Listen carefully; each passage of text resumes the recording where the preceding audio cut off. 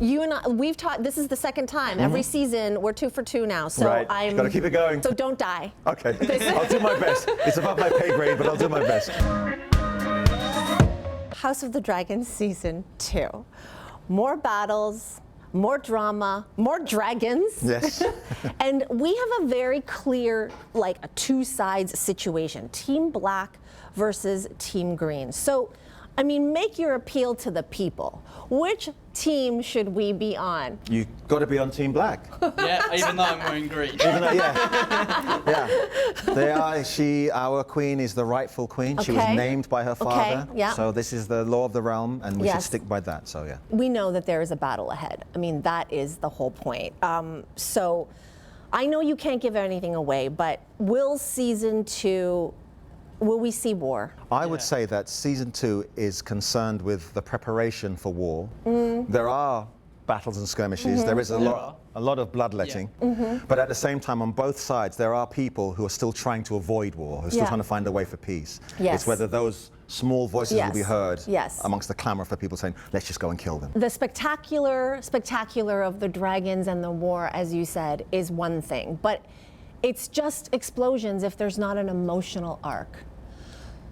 So can we talk about the emotional investment for both of your characters within this violence and within this bloodshed? Yes, you go. Well, obviously in season 1, at the end of season 1, I lost somebody very close to me. Yes. My little brother in the show.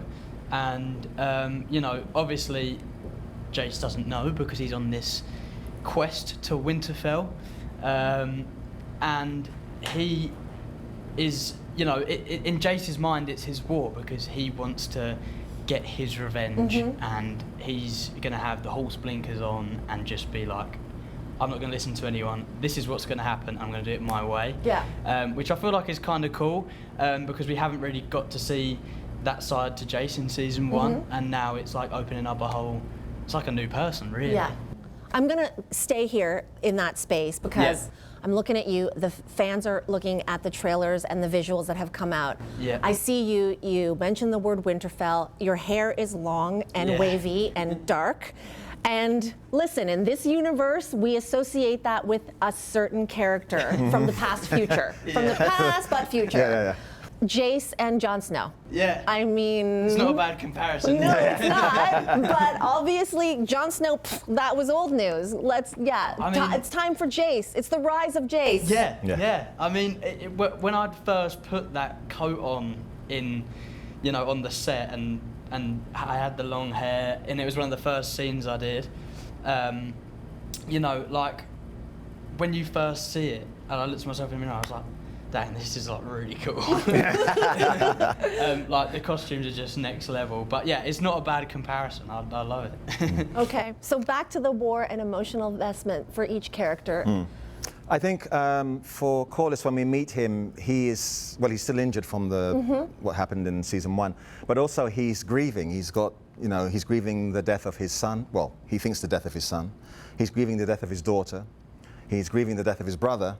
And of course his beloved grandson, his brother, who was going to be his heir. Yeah. So for him, it's a very emotional journey because he is now involved in this war, primarily because his wife said that they should. Because at the end of season 1, he was the one saying, let's just get out of this. Yeah. So he's having to do that, and also the other thing for him emotionally, he's having to contend with things that he did in the past that are coming up to haunt him and to possibly put his relationship, the only one true relationship that he cares about, which is with his wife, it's putting that in danger, and he's having to cling on to her. Yeah. So yeah, it's been as I was about to call you Jace, as Harry says, is that you do get to see another side, because for most of season 1, Corliss is sort of going, I'm going to do this, I'm going to do this. Yeah. In season 2, he's a bit more introspective and trying to do the right thing. And isn't that interesting? I think one of the recurring themes of these stories in general is like how you avoid letting anger and vengeance eat at how you can lead.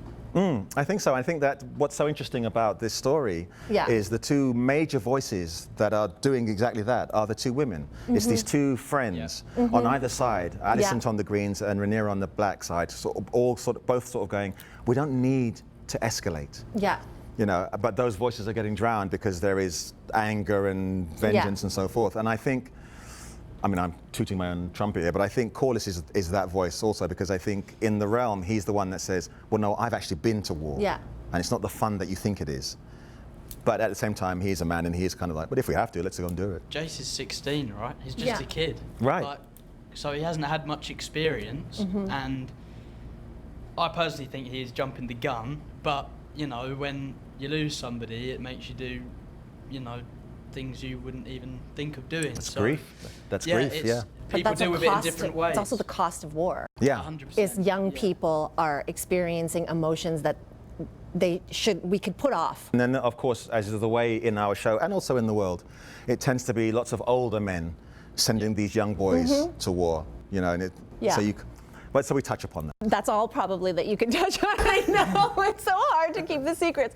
You know, you have been through this for a season though, right? And the last time you were on this promotional tour, which is gonna be big, everybody cares about this, you came to Toronto, you threw out the first pitch at the Blue Jays game. Oh my goodness, yes, right? I did. So are there any moments that you're looking forward to on this press tour that can possibly match throwing out the first pitch at a Blue Jays game? I don't think there is anything that can match that. I mean, that's just something else, Well, then we need right? to talk to your people, because clearly... I mean, there is stuff that's happening, but for me personally, no. Just the fact that I get to do this and come and talk to people like you, that's the plus, the bonus. This is the second time. Every season, we're 2 for 2 now. So I'm gotta keep it going. Yes. Yeah. So don't die. Okay.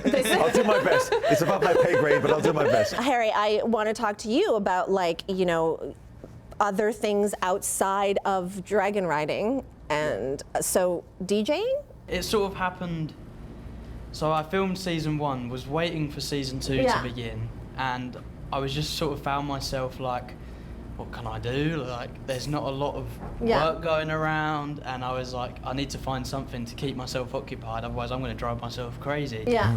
And I did. I've been a fan of house music for ages, and I got my first pair of decks. I think I bought my decks on my phone at a festival, because I was like, when I get home, I want them. I want to do that. And I did learn. It took me a while, and then somebody was like, you got to start music production as well. So I obviously make my own music now, and it's really fun. It's a fun little side hustle, but yeah, I really enjoy it. I don't think you have to worry about that, since you're like on the most successful HBO premiere show. But okay, it's a fun thing to do. It's a fun thing to do. Like, acting's up there. It's just something to visit when you haven't really got much to do. On that note, though, you are part of essentially like a record-breaking series, right? I know that you must know the numbers from season 1 and the premiere, and how the